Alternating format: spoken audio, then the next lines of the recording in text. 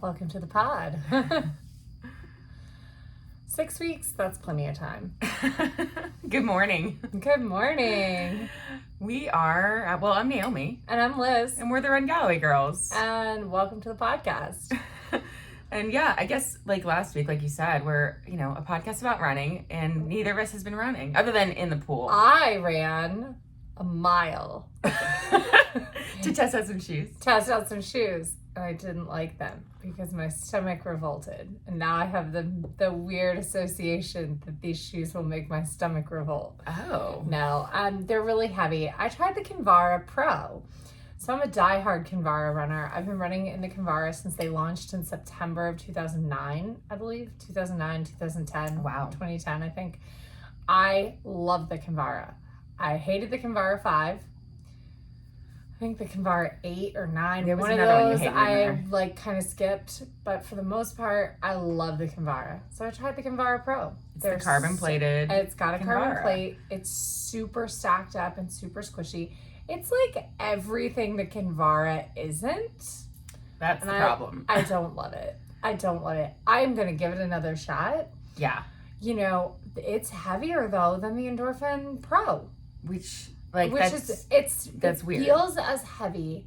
You know what it feels as heavy as is the first the Endorphin Shift, which was that's the lowest line in the Endorphin without a plate. That's how heavy it feels. It just feels so heavy. So it's the first iteration, so I'm sure there will be some updates to it. I'm excited to try it again when my stomach is not revolting and when I actually and I almost think I need to try it on an easy run, not a speed workout, even though that's what it's designed for. But you know what? It gave me a little bit of shin pain.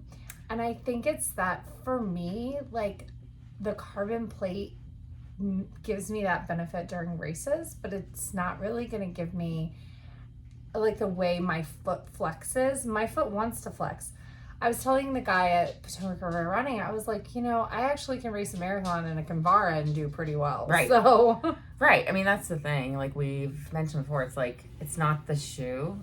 It's the runner. The runner. Mm-hmm. And, I don't know. I definitely like some of these super shoes that we've tried. I've liked them. There's other ones where I've had issues after, during the race. And all in all, though, I've had equally as good results or better my PRs themselves, in my regular training shoes. So yeah, I will say I still think when it comes to the super shoes, it's definitely worth it for a race. There's a lot of talk about doing more training with the super shoes. I just don't know. I don't know where the benefit is unless you're doing a lot of traditional marathon, a lot of speed work training. I guess on our mile repeat days, it really would make sense to use a super shoe, but we always skip those. so we don't have experience talking about that.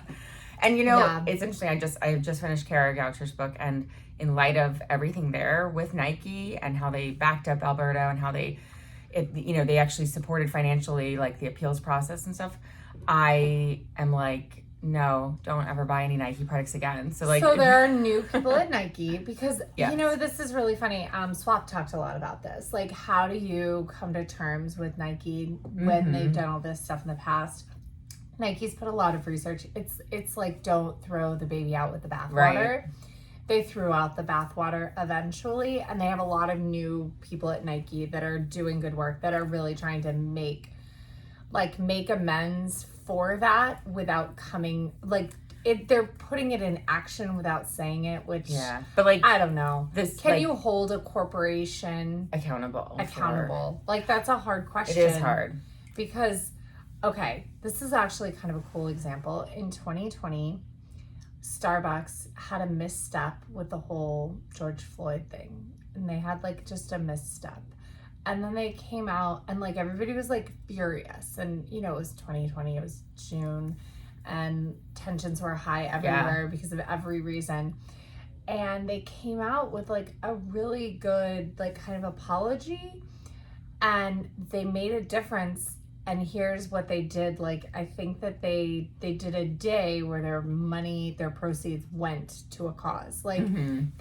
they actually, they tried to turn it around. Yeah. Yeah. And like, because I think sometimes corporations, they don't see the forest for the trees. Yeah, but also like a missteps that's a little different. Like it's a PR misstep or a misstep where, like with Gooder, with their advertising misstep back with the one ad that kind of the pineapple painkillers. Yeah, versus like a cultural inherent like major issue. And like so Mark Parker, he stepped down as like, I guess he was he CEO or whatever at Nike, but he stepped down, but he's still one of the top execs on the board, so he's still there. Like, so I just feel like, you know, but then in that, like, then how do you support Cara D'Amato? She's a Nike runner. I know, right? That's what's hard. And like, see, that's where, and we know that she's a phenomenal, amazing person, and we know that she would never stand for any of that. Yes. Right? And so you have to think that there's cultural change that has happened there.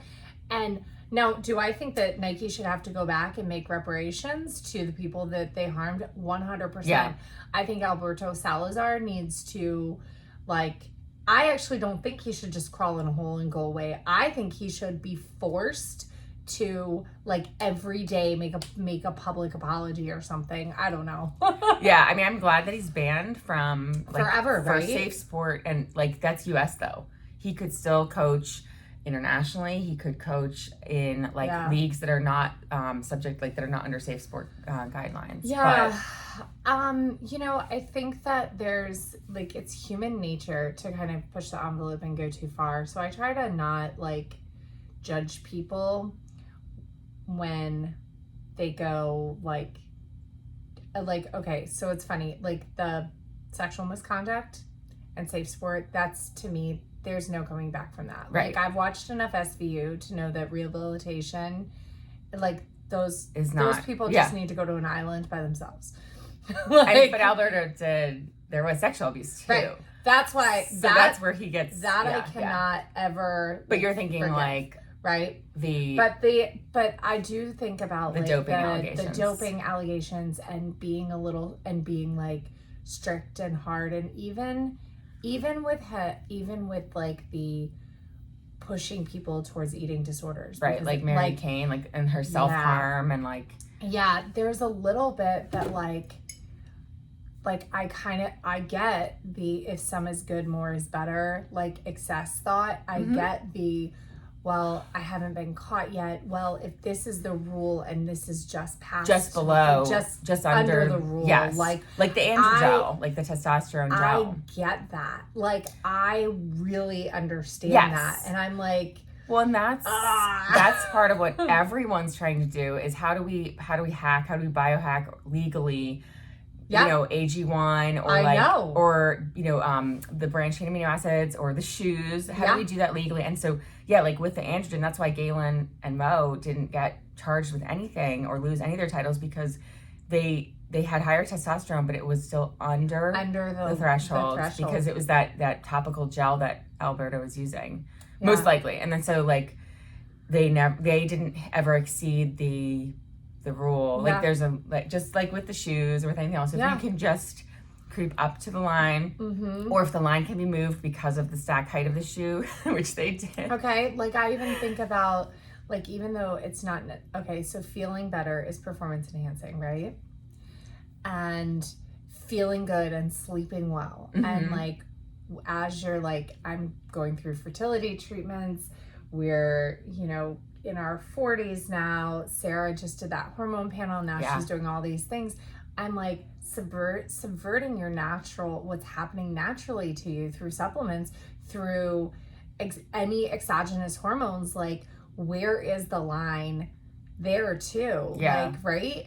Like, if your body stops doing it, is it okay to still want the hormone levels of a 25-year-old? Right? But I actually think the answer is yes. This is like a little sidestep. I listened to a New York Times daily article, like daily podcast, about an article that I'd read, is menopause having a moment. Oh yeah, right? I read that one too. Okay. And they were talking about how all the studies in the 90s that it said that hormone replacement therapy for menopause like increased cancer risk by 62%. Well, if your risk is 1% and it increases by 62%, it makes it 1.62%. And to me, I'm like, okay, give me the hormones then. Make me feel better. Right. And so now I think women are really pushing more for like, okay, can we get some hormone therapy? Can you just monitor me more closely? Like, this risk seems worth it to feel better. Right. Like, you know. For a decade. And I've got to tell you, like, after your life. A year of being a year plus being in fertility treatments, I realize I feel the best with higher estrogen. I feel so good. Like, I have more shape to my body. I just feel like prettier and I sleep better. And as soon as that drops off and my progesterone, or as soon as estrogen and progesterone stay high together and then estrogen drops and progesterone only is high, I have the worst sleep ever. It's so bad. I have these like crazy vivid dreams. My HRV kind of tanks and then as soon as that progesterone drops, I feel amazing again. So yeah, it's interesting because you're like tracking it. I don't know, like I know for myself, and I don't know about other women, like whether you're looking at, you know, tracking your cycles and your HRV. For you, it's obviously part of what you have to do. And for me, I haven't seen like big differences on that scale. I usually only see differences with HRV with sleep, which then so then it comes in, you know, when I'm training more and getting up earlier, then my HRV is going down sometimes because of that. And so if I'm taking a period off, like right now for injury or for illness, then like I'll see my HRV going up. It's sleep related. Because it's sleep related, the hormones affect my sleep, which then affects my HRV. Yeah. So that's really what it is, because I've hacked the Garmin algorithm. The HRV algorithm is purely sleep based. That's what it looks like for me as well. Purely sleep based. Yeah. And one of the reasons why my HRV goes sky high after a hard workout is I go to bed earlier. There you go. So there is so there's some correlation to that. There is. So which is just funny. I still love it as a metric. I still think it's incredible.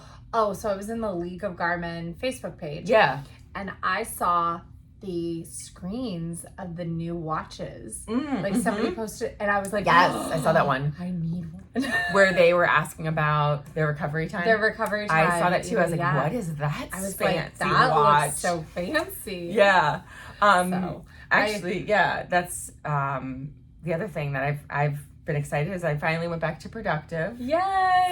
Because I agreed. I like the HRV metrics and I like the training status metrics and all of that, even though sometimes they really don't correlate to how you're doing in real life. And you can't always believe your watch, because my watch, like my HRV actually right now last night was 42 and like 2 nights ago was 43, and it says I'm unbalanced at 39. Okay. If I go back like 6 months. If I go back 6 weeks. Yeah. 39 and 40 is the middle of my zone. Right. But I had 4 weeks where my HRV just went crazy high because of a lot of high estrogen. Oh. And then I was on progesterone, which made it drop. And so my range adjusted. And so I'm totally imbalanced. Like 40 is like, really my range is probably 39 to 45 is where I should be.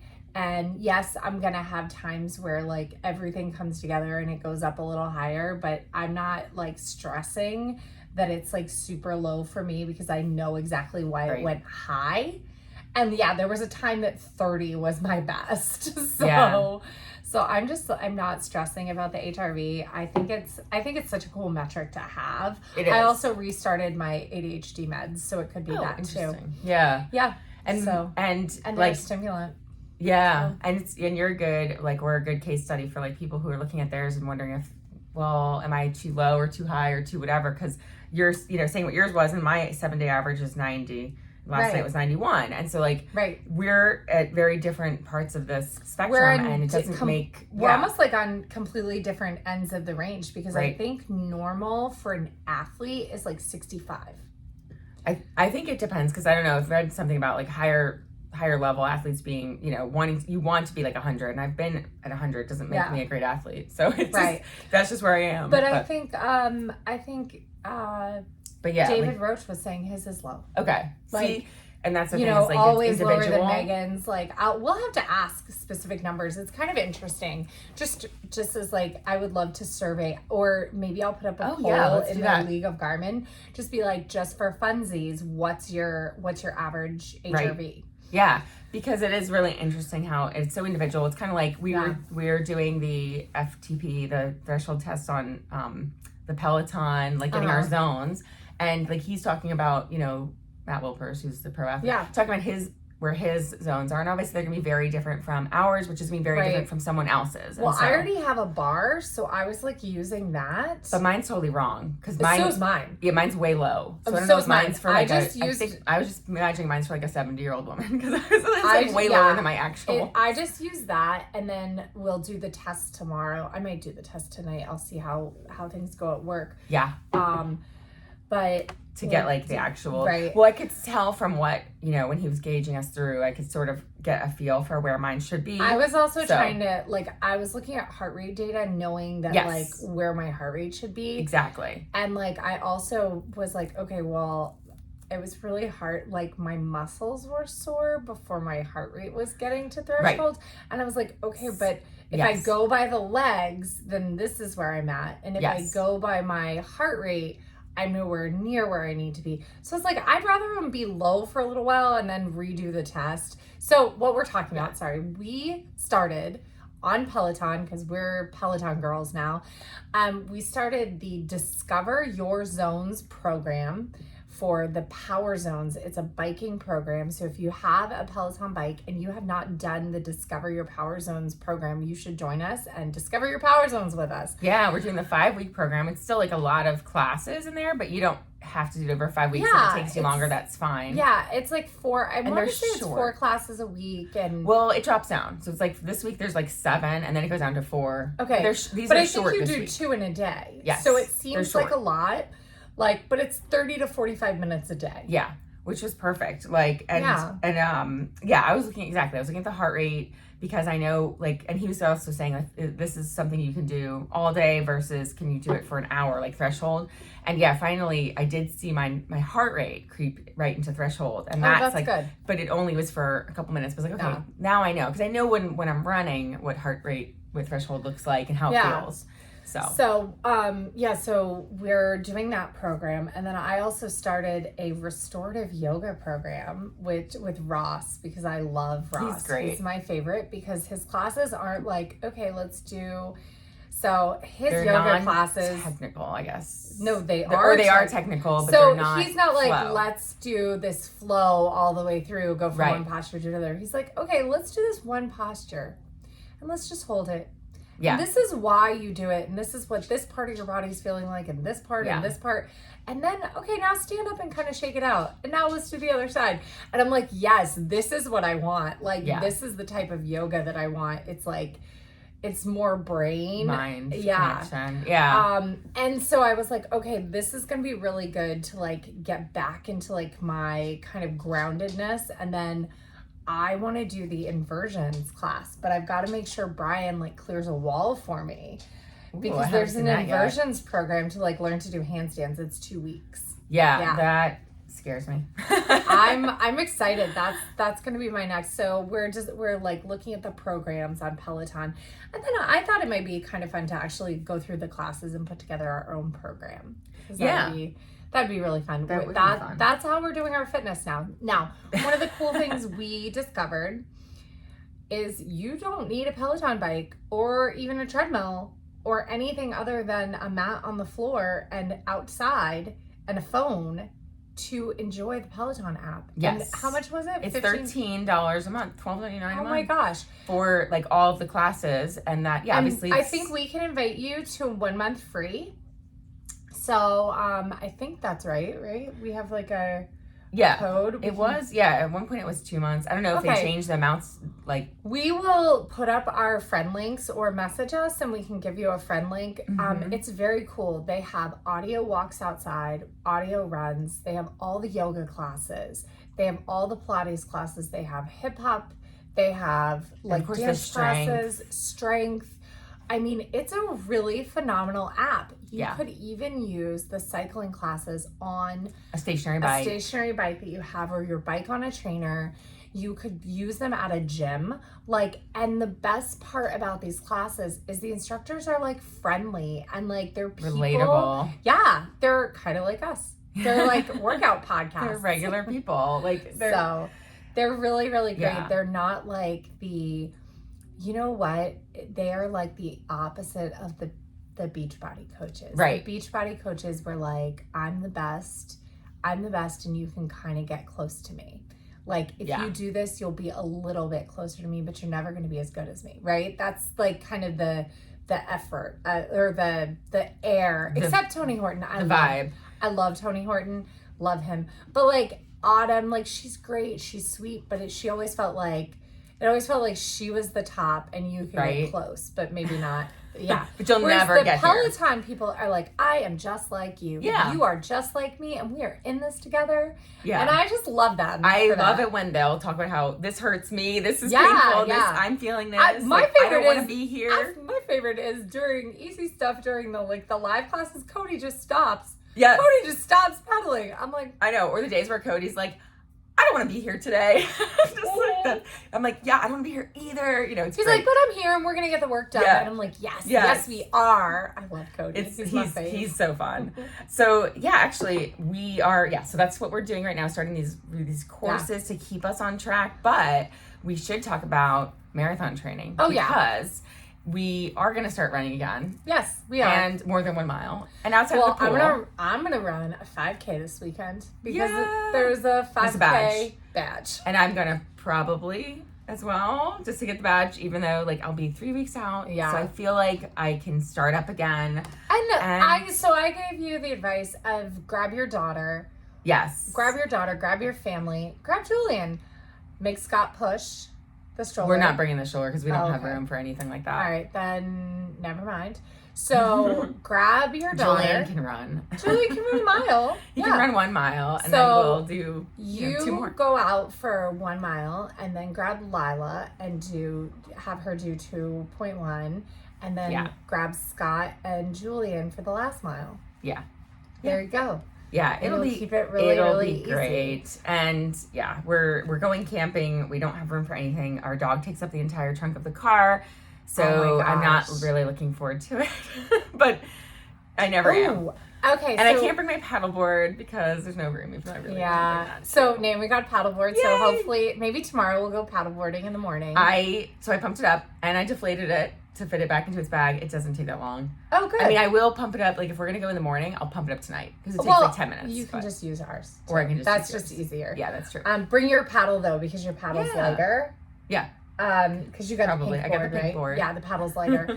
And then we have the power inflator. So you don't have to the hand do pump. it. Yeah. It really didn't take that long. All right, so how many weeks is it to Chicago? So we've got a bunch of marathons coming up this fall. Like, there are people training for everything. Yeah. So Chicago is just 7.5 weeks away because it's 4 weeks sooner than... Yeah. So, is it 3 weeks? It's 3 weeks out from Marine Corps, so it is 8 weeks away. 8 weeks. So a lot of people are starting to ask in the Chicago group, are you getting really tired, physically and mentally tired? If you have done a 16 or a 20 week plan, you should be getting physically and mentally halfway through tired the plan right now. At this point. You've got to just push through. So here is my advice if you are starting to get physically and mentally tired, and this is for Brennan. It looks like they are very tired. They asked this question in the Facebook group. Stick with it. If you're physically and mentally tired, it is okay for 1 week to ditch your plan and run 30 to 60 minutes every other day until your long run on the weekend, and then pick your plan right back up. So that is always Jeff's advice to me whenever I say I'm just burnt out. I'm so tired. He goes, "Well, run 30 minutes every other day until you're ready to jump back on your plan." And here's what happens to me.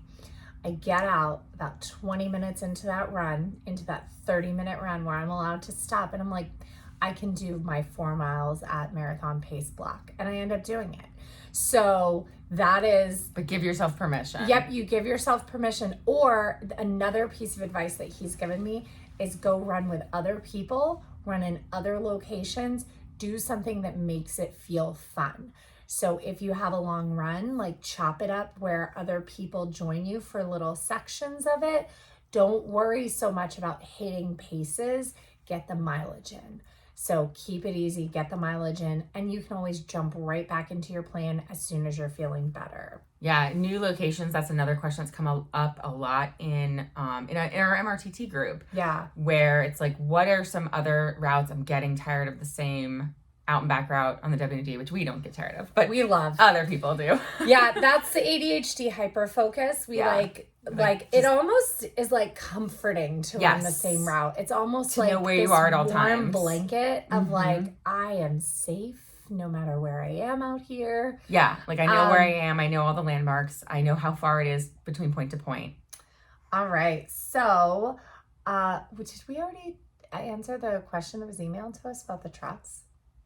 No, we haven't answered on the pod. All right, so we had a question emailed, and this fits in with marathon training. We had somebody ask us, they're training with Chris Twiggs, and they have a great magic mile that predicts that they can do a 4:12 marathon, which is really amazing. But they've done a 4:50, but anytime they start to increase their pace, their stomach revolts and they get the dun dun dun runner trots. So what do you do when you get the runner trots? So I got to tell you, I have a weak gut. It happens to me all the time. You have celiac disease. Yeah, but celiac should be like, so there's a subset of people that with celiac disease and I'm also positive for B27, HLA B27, which is the IBS gene. Mm-hmm. So basically my gut is just kind of poop. So here's my trick. It might work for you, it might not. So my trick is I like to empty myself out before I go for a run. So I do eat. I always eat a little something, at least the Nature's Bakery cookies that we talk about all the time. To ask for them to sponsor us. And I drink coffee and I try to get everything out. Once everything is out, I take Imodium. It is a magic white pill. I like the multi-symptom Imodium that also has simethicone in it because that helps with like any gas bubbles. Take that. Usually try to go one more time. Sometimes it's about a half mile into our run. We're very lucky we have potties along the way.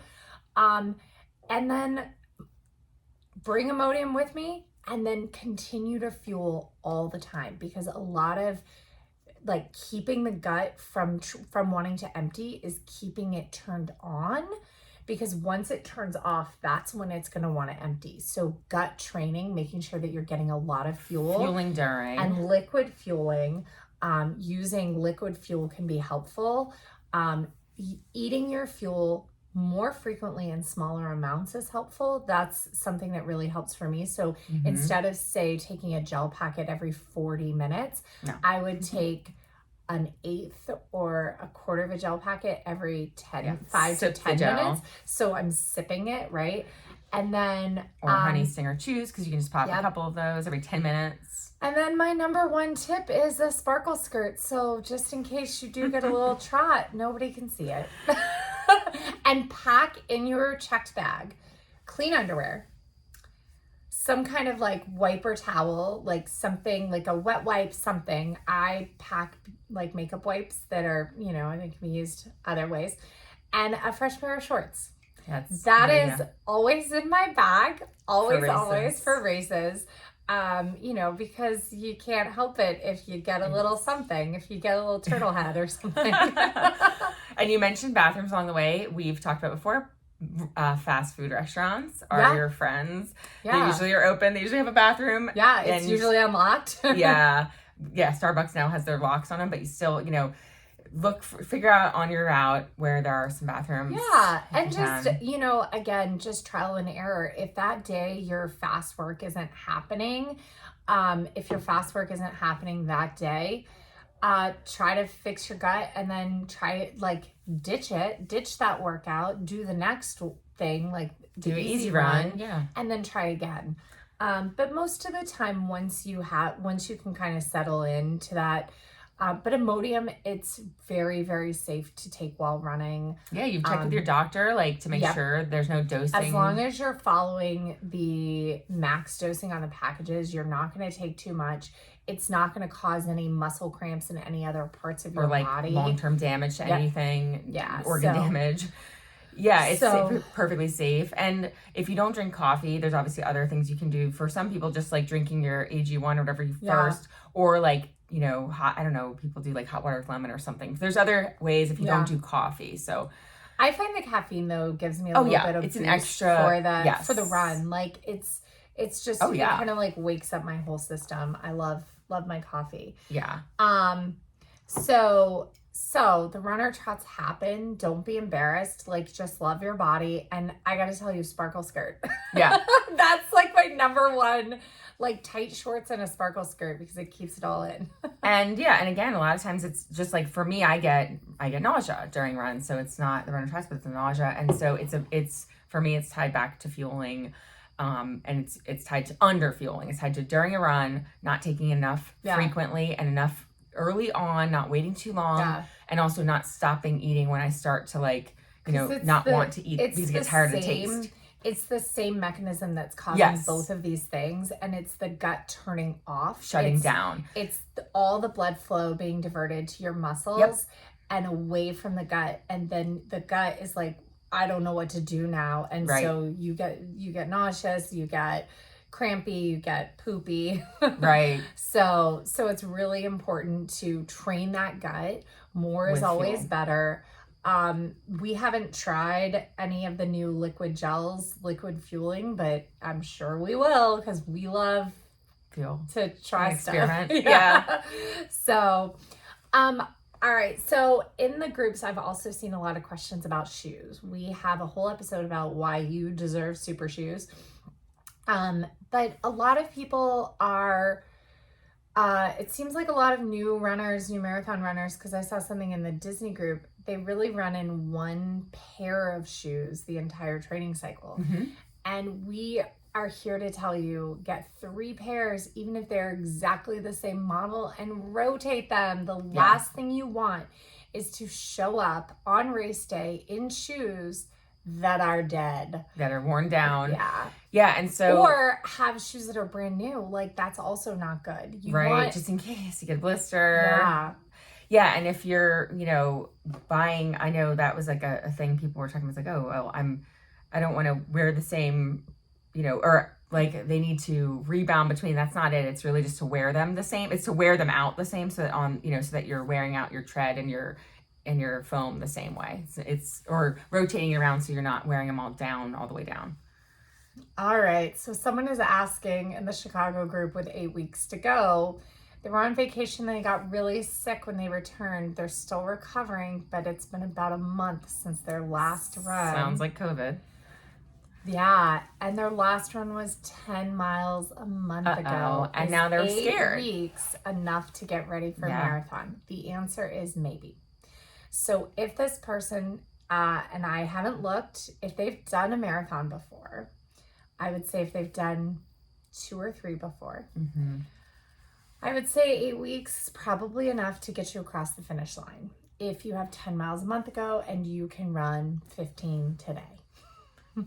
And if you had a base earlier this year, if in the spring you were doing halves, you have somewhat of a base under you, you have experience on your legs. But if this is your first marathon, no, it is not enough to have run 10 miles 1 month ago and to try it 8 weeks. It's just not safe. Defer that, make a new plan. Start today. There's still Defer Chicago and pick a race that's in December and you can be ready for that one. Mm-hmm. So it's just really, really, really important to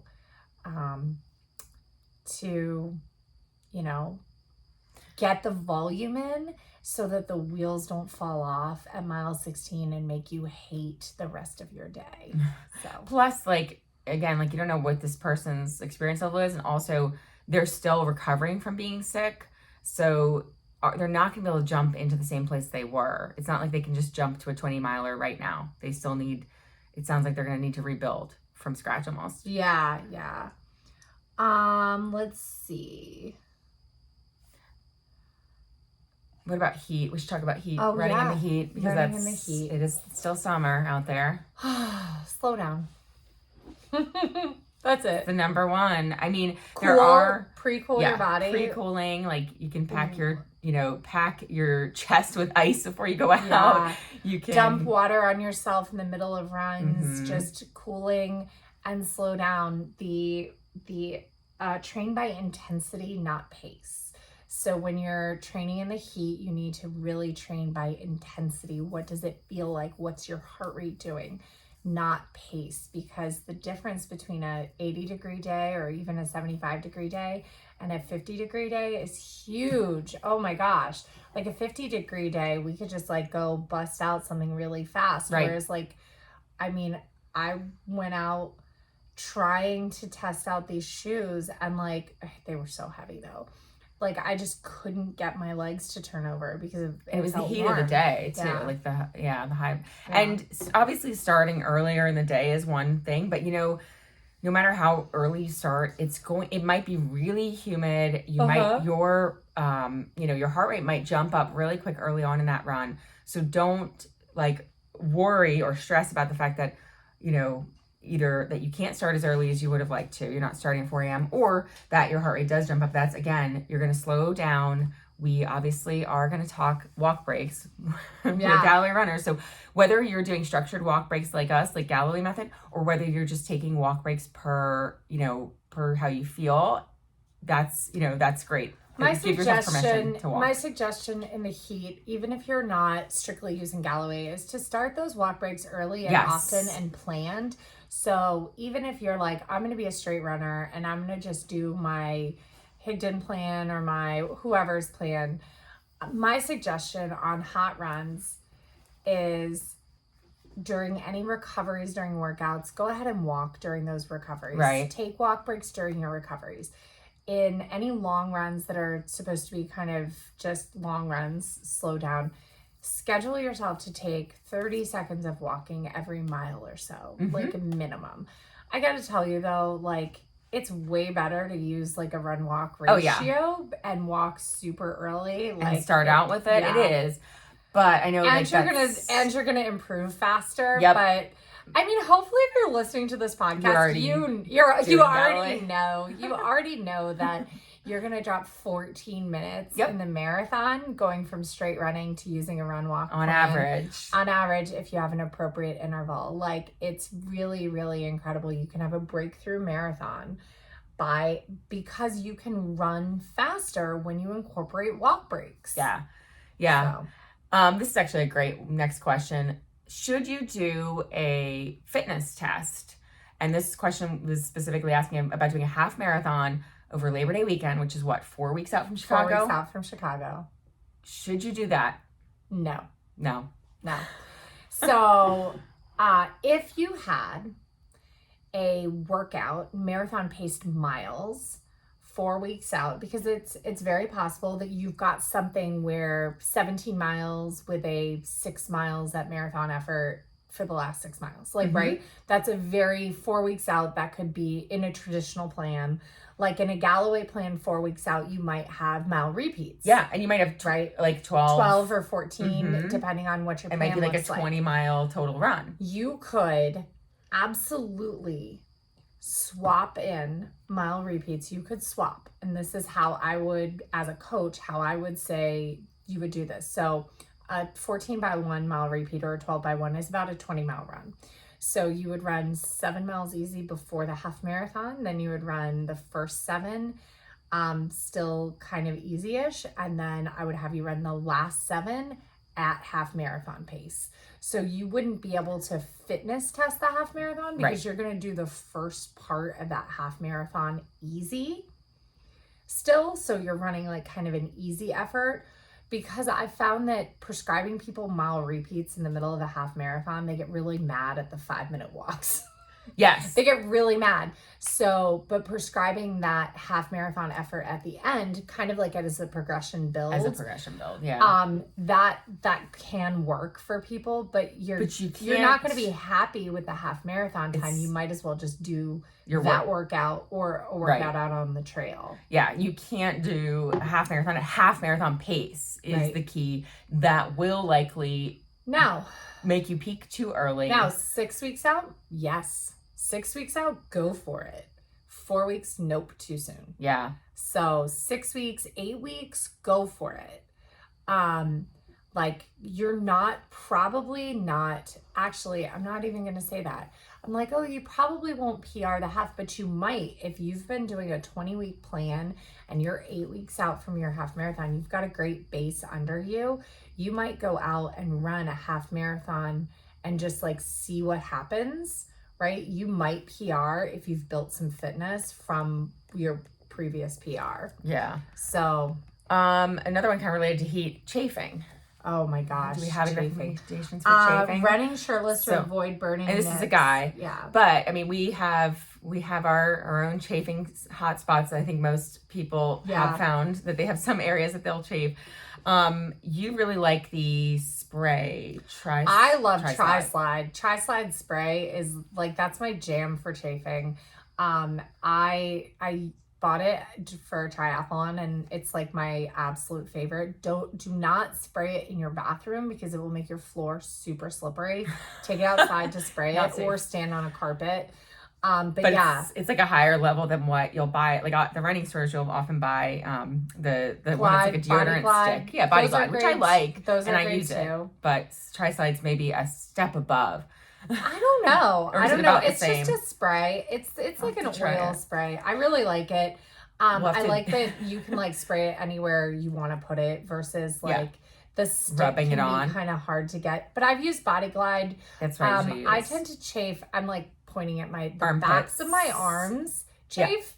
Yeah. So my armpits. And then actually when I was at the beach from swimming in the ocean and not rolling because I didn't have a black line to like, so I was like swimming really flat. I chafed in the front of my arms. Were staying close together. Oh my gosh. It was just the way that my body was rubbing. Yeah. So we should do a, N of 1 experiment where we use Tri-Slide on one pit, got Body Glide on the other, see which pit is less chafed. If you're using proper form in swimming, you won't chafe. Right. Well, yeah, but for running, it's whether you're and then I chafe in between my legs. In between the thigh. My thighs just like to clap for thigh me. Claps.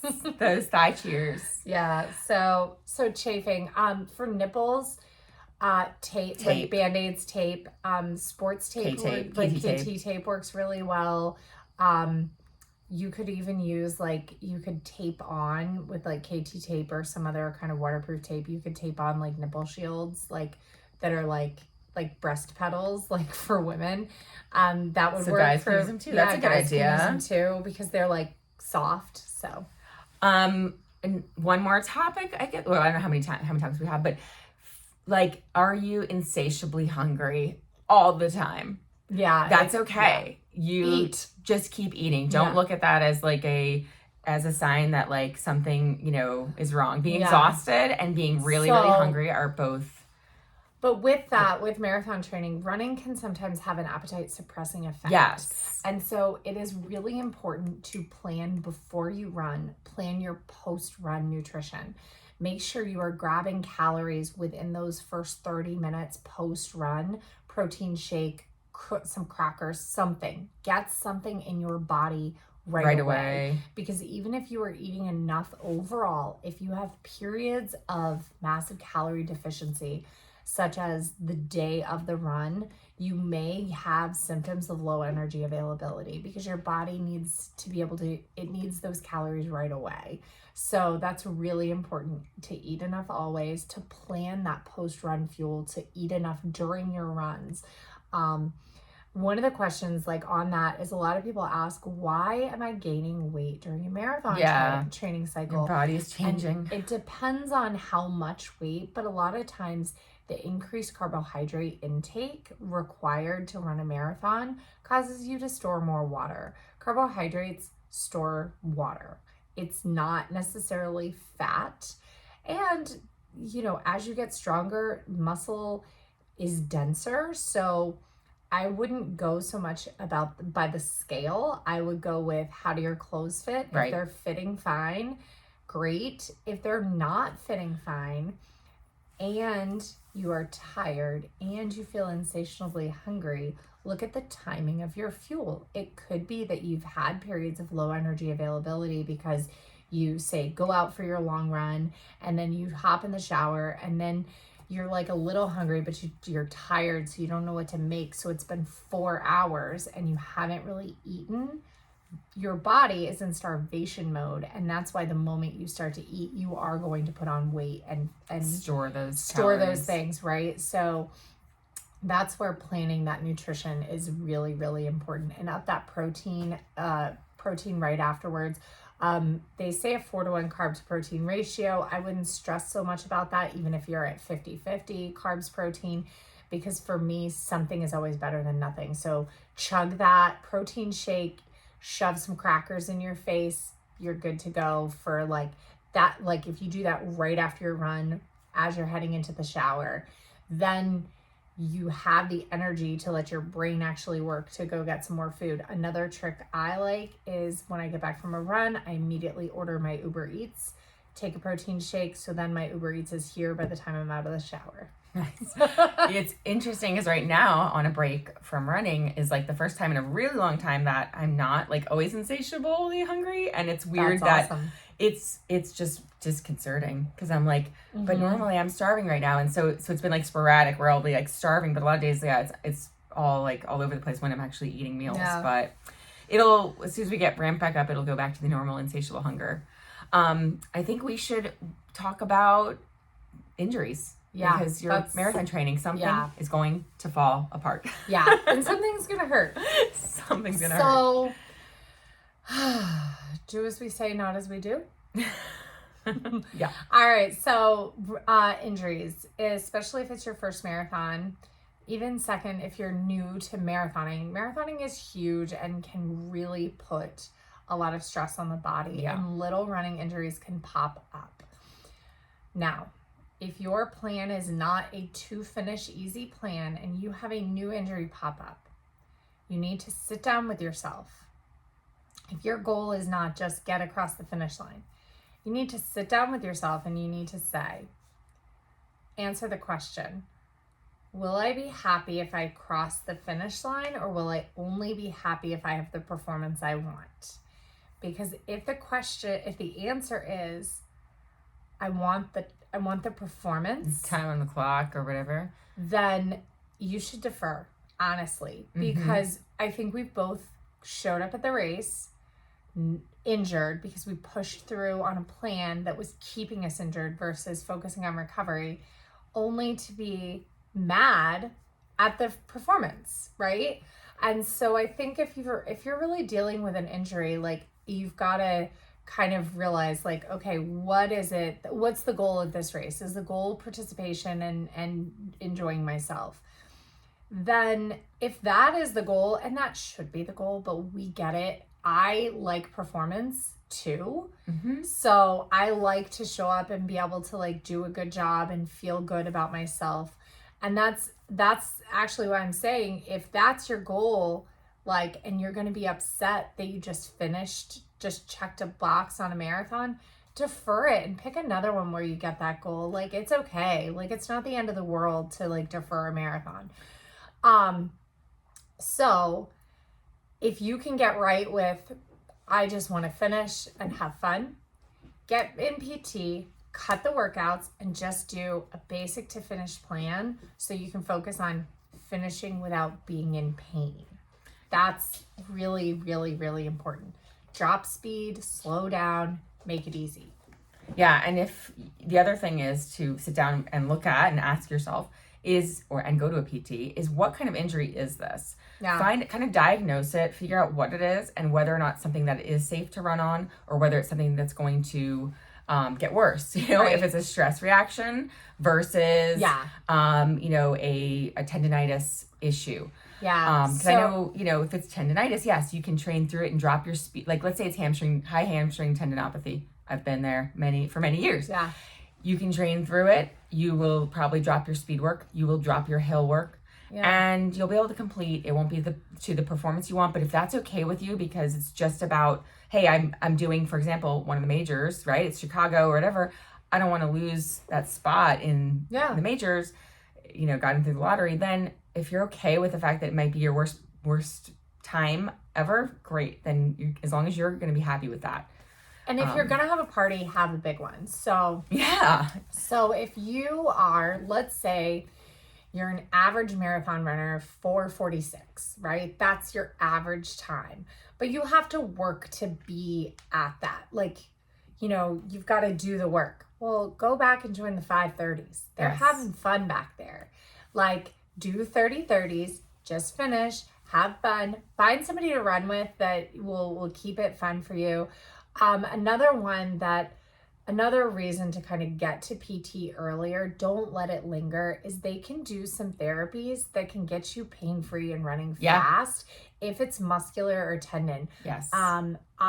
In training for Chicago 2017, yes, that's the one we ran together. Yeah.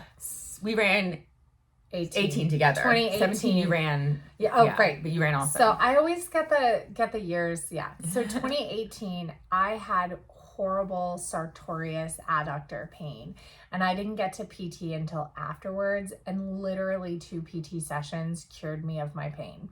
So dry needling is amazing. If you can get a doctor who'll do it. Like, some things can be a quick fix if it is a tendon or muscle. And so it was really incredible, and I wish I had done it before Chicago, because Chicago was really painful. It was the type of injury that at first I was a little concerned it might be bone. It was not. Yeah. But it was the type of injury that would hurt like the dickens for 12 miles and then stop hurting because the muscle finally gave up trying to work. Yep. So I had that adductor this spring too. So that's really like if things get better, and a good rule of thumb is if the pain gets better as you run, it's usually muscular or tendon. Yeah. If it gets worse as you run, it's bone. So that's also something to get checked out, because stress reactions, they only get worse. They only turn into fractures. Yeah. Which turns into more downtime, which that's not what your goal is. So get it diagnosed. Also, if you're in pain, swap a couple runs for a pool run. Yes. So, if you're in the thick of a training cycle, it's okay 1 week to swap your runs for other cardio to get out of pain, because pain is just going to derail your training. And again, it's never worth it to push paces when you're in pain. Plantar, what would your advice be for someone who is 8 weeks out from a marathon and they have horrible plantar pain? Oh gosh. Oh man. I guess it goes back to that same question. And what's your goal? Because if your goal is just to finish, or if you have, it's, a racecation like we had with Mountains to Beach, and it really depends on. So for me, my plantar wouldn't bother me during racing or during running most of the time. And that's the same for a lot of people. It doesn't hurt you during the running, which is why it's okay to continue running on it. It's not a bone, issue. But you're in pain the rest of your day. But the problem with plantar is that you will be in pain whether you choose to run or not. If you have plantar, you'll be in pain on, upon wake up, So it depends on your goal, and if you really do need to finish and do that race, then you'll schedule something immediately after. So schedule whether you're going to do Shockwave or whether you're going to go for PRP or whatever you're going to try. Schedule that for right after the race. Would you recommend Shockwave 8 weeks out, to try it? Because you could certainly try it. You can still run through Shockwave. Exactly. So if you can, but the Shockwave treatments take a few weeks, so it's not going to have any impact by the time. So there's like a 3-week cycle of getting the Shockwave, and then the improvement starts 6 weeks after that, it won't. You might not see improvement until the week after you run the marathon. Okay. So try it for your life because you can keep running on it. Yeah. But it may not actually affect that particular cycle. That training cycle might be just what it is. Yeah. And so you have to go back and decide whether it's worth it. So I guess the question is, with all of these injuries, what's your goal of running the marathon? Right. Is your goal to finish? Is your goal to have fun because it's a vacation? Is your goal like just the experience? Or are you also looking for some performance? And it's okay. It's okay to have performance goals. We talk about loving the process. We talk about the process being the goal. It's okay to also have time goals. Yeah. And if you're honest with yourself about those two things, then it's actually easier to make that decision, run the race or defer it, put it off. Like, if you're not honest, you're like, well, I just want to finish, but in the back end, I want to run a good time. Like, if you're not honest, you're setting yourself up for disappointment, I think. It's being realistic. Yeah. And so we were really good with that. And like with Mountains to Beach, we gave ourselves, yes, we had stretch goals. Yes, we had. And then we had realistic goals and we knocked it out of the park. We crushed our realistic goal. We it was like 50 seconds under the realistic goal. Yeah. So we, I still think had doable. It not been humid and hot, we would have been under 4 hours.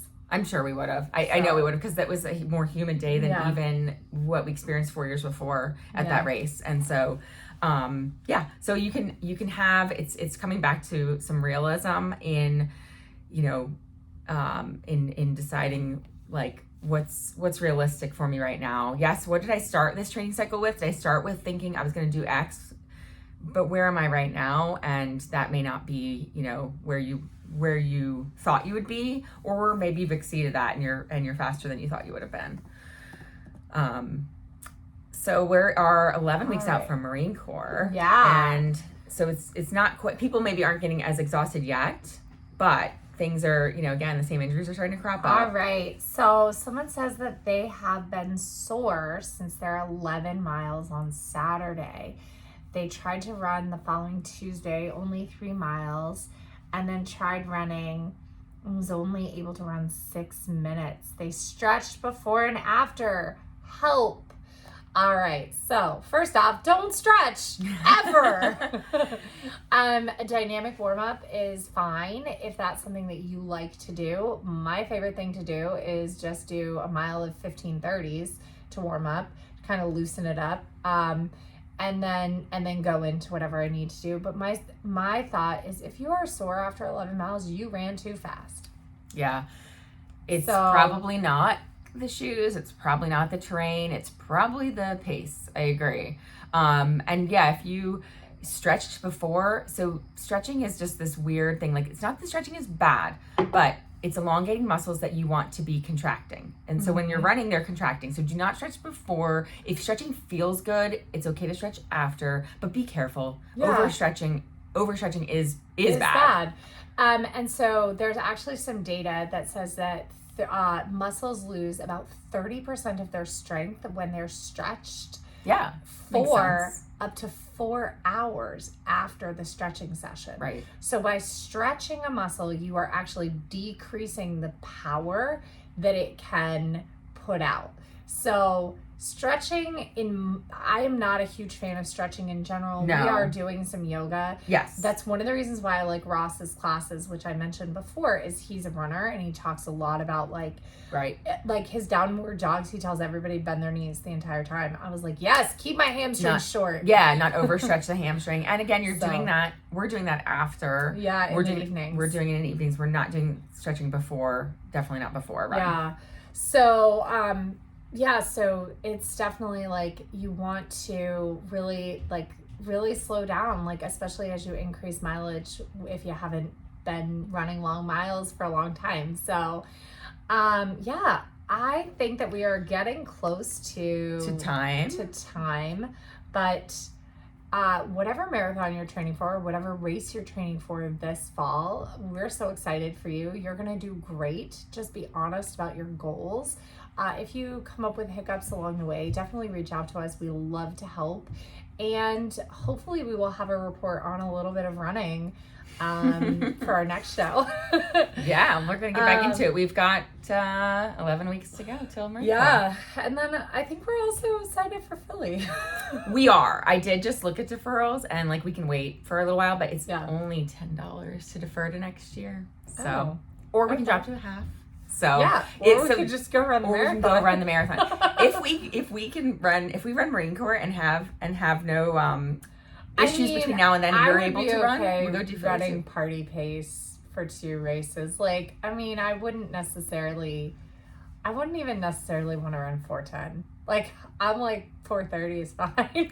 Yeah, we'll see how we party pace. We'll see what the next few weeks look like. Mm-hmm. Yeah. So, who knows what'll happen? Who knows what will happen? Everything is up in the air. Life is up in the air. I think we just live day by day at this point. But I think it will make sense for us to publish a 10 weeks to marathon plan. Yeah. I think that's, So we're going to have to start following. So yeah, I'll work on that today. And let's not forget that there are other race distances other than the marathon. Yes. Fall 10Ks. We have 2 athletes starting a fall 10K plan, which is going to be so exciting. It is. And then I want to look at, not right this fall, but I want to look at like getting our mile time down as like a goal, like just mile goal. Yeah. So there's so many goals. It doesn't have to be the marathon. The marathon gets a lot of the I just love running long. Marathon gets a lot of the glamour and a lot of the excitement because you know what? Such a big feat. We published an 8 weeks to Jeff's race. Yeah. We should publish 20 weeks to a half marathon. We should publish a long half marathon plan. That's a good idea. Because Jeff's race is happening in March and I'm going to be able to go. Yeah, we'll get your discount codes. Hopefully you guys can join us in Atlanta or virtually. Yeah. I love, love, love the swag. Yeah. And of course the experience because it is Jeff's race and Jeff's race weekend and Barb has her 5K. Yeah. And it's just a really super fun way to connect with the Galloway community. So yeah, we'll be there of course in March and hopefully you guys can join us too. It's St. Patty's Day weekend, which will be very, very fun. And we will have some new shirts that I'm going to be working on because I want more shirts. Merch. Yeah. We don't have a record yet, but we have cute shirts. Yeah. So we went to see, and we got poured on. We went to see Jason Mraz and his opener. Oh my gosh, what was her name? It was something Martin. Her last name is Martin. And I have a photo of it. Yeah, I have it on. I also have it on. I looked her up. So she has Spotify. Monica Martin. Yeah, so she's on Spotify. Find her on there. Monica Martin, a beautiful voice. She had an amazing voice. She was the opener, and she had a little trio. It was her and a guitarist and a bassist, and she was just so funny and so cute. And I really, really enjoyed her thoroughly. Yeah. And she said, I don't have a record, but I have a t-shirt and it's really super cute. And I was like, oh my gosh, I love you. Yeah. She's like, I'm working on that, but for now I have a t-shirt. And we're like, oh my gosh, that's perfect. She's like, priorities. I was like, yes, priorities. Yeah. She also shared that she's neurodivergent. Yes. And got an autism diagnosis as an adult. And I was like, yeah. I feel for you with my adult ADHD diagnosis. Yeah. So it was like when 2 neurodivergent people meet. It's like, here's all of my information. Here's all of mine. Yeah. Let's go. Oh, are we best friends? Here's my hyperfixations. Yeah. It's 100% true. So, well, thank you guys so much for tuning in and joining us. Remember, you can support the podcast by going to RunGallowayGirls.com/shop. A great way to support us as well would be going to beautycounter.com/RunGallowayGirls. Get some amazing skincare and some what I refer to as help me make a baby makeup. Yes. Clean beauty. Really, really great safe clean products. Beauty products and that work and are fantastic. Yeah. And one of the things that we haven't really mentioned about the company is one of their missions is to change the laws so that all products are safer because they believe that even in a market where every product is safe, that our performance will help us stand apart from that. So, and they do. Yeah. Their products are amazing. We love them, and we hope you guys do too. And we will see you after this weekend. We have a lot of planning to do with the pod, but it's exciting to have recorded episode 35. 35. Woo-hoo. Yeah. Thanks for listening. All right. All right. Bye. Bye. Bye.